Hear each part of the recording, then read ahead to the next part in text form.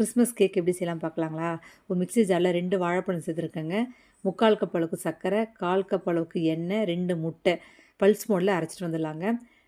1 cup அளவுக்கு மைதா, 1 spoon அளவுக்கு baking powder, 1/2 spoon அளவுக்கு பேக்கிங் சோடா சேர்த்துட்டு ஜலிச்சிக்கலாம்.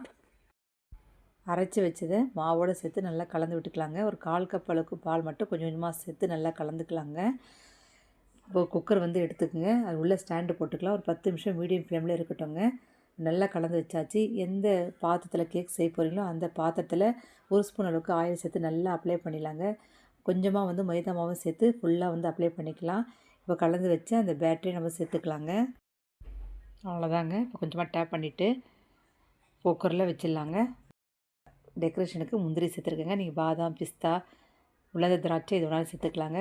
ஒரு 50 நிமிஷம் அப்படியே வந்து வேக விடுங்க. மீடியம் ஃப்ளேம்லேயே வேகட்டுங்க. சூப்பராக வந்திருக்கு பாருங்கள்.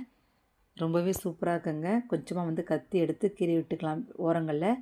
இப்போ நம்ம தட்டில் வந்து இப்போ போட்டாச்சு. இப்போ திருப்பி பார்த்தீங்கன்னா எவ்வளோ அந்தளவுக்கு வெந்திருக்கு பாருங்கள். சூப்பராக இருக்குது. பஞ்சு மாதிரி இருக்குது கேக்கு. நீங்கள் இந்த மாதிரி ட்ரை பண்ணி பாருங்கள். இந்த வீடியோ பிடிச்சிருந்தால் ஒரு லைக் பண்ணுங்கள், ஷேர் பண்ணுங்கள், சப்ஸ்கிரைப் பண்ணுங்கள். தேங்க்யூ.